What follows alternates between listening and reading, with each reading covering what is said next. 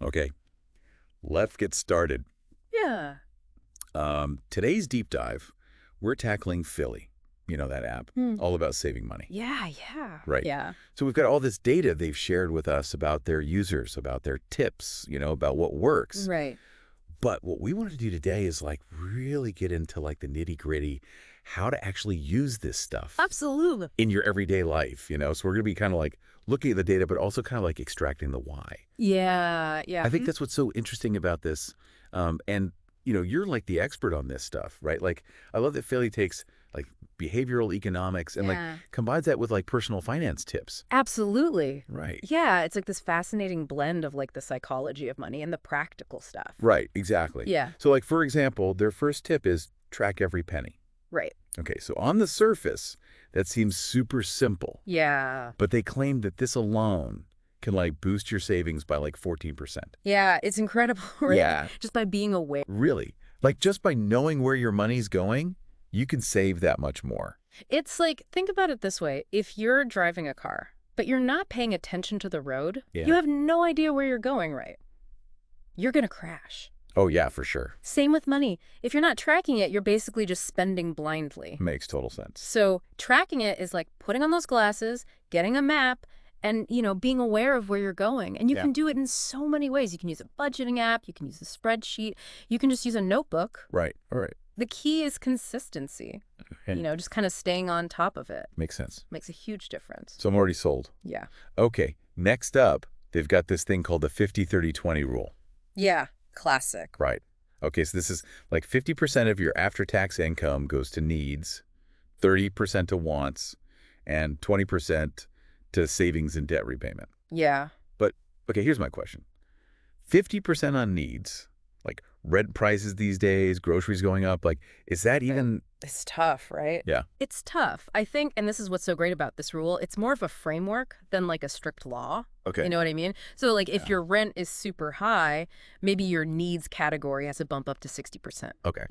and then you got to kind of trim from the wants or, Oh, I see. adjust it based on your circumstances. So it's about like having a plan Yeah, a conscious structure. rather than like beating yourself up over like hitting a perfect percent. Yeah, it's about having a plan and knowing where your money is going and being intentional about it. I like that structure, not strictness. Okay, Yes. we're going to write that down. Yeah.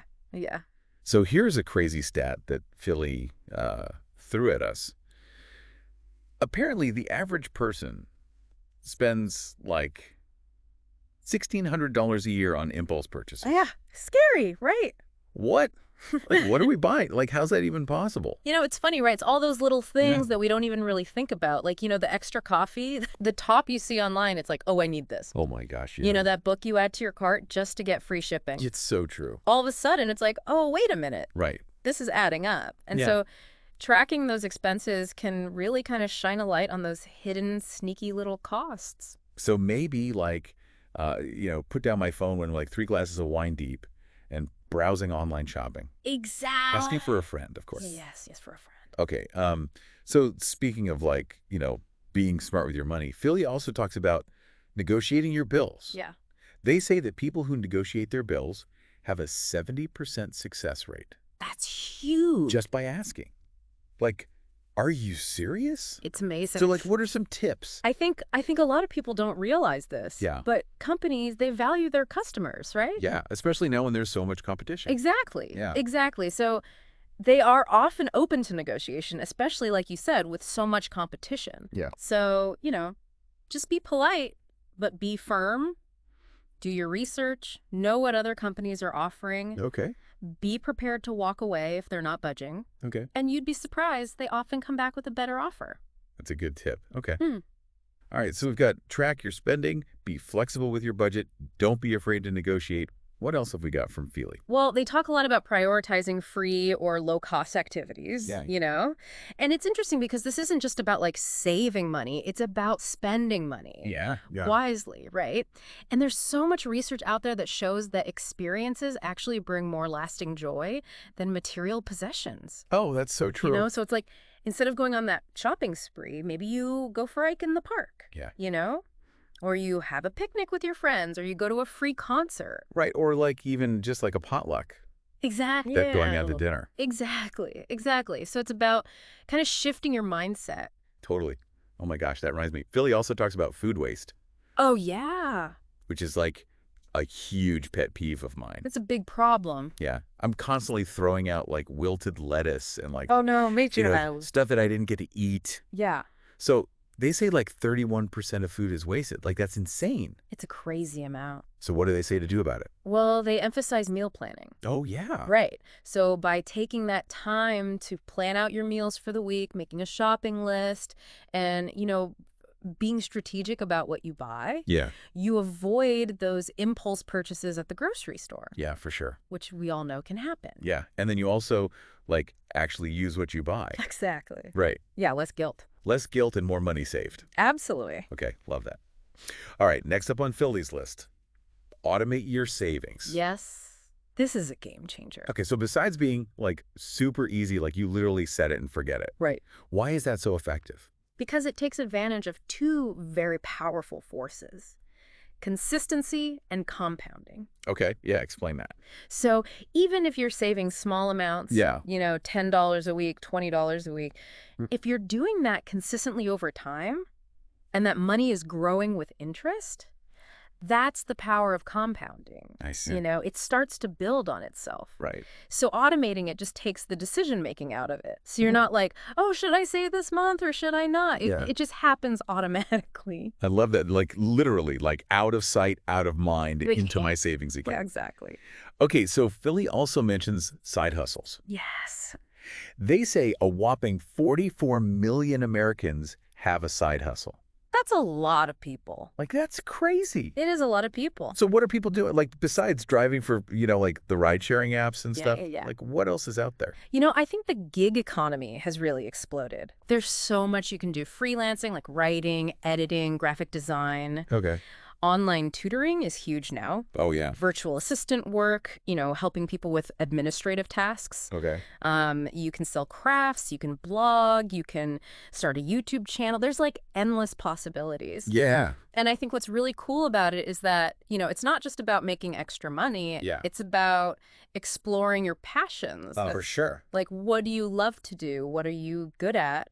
And how can you turn that into a way to make money on the side? That's so cool. So it's like not even just a side hustle. It's like it could turn into something that you love. Yeah, totally. Okay, I'm inspired. Yeah. All right, so before we get like totally carried away with, making more money and all that, Feely also has a really important tip about high interest debt, Yes. which is something that I think like a lot of people struggle with. Absolutely. And it's such a burden. Oh yeah, for sure, for sure.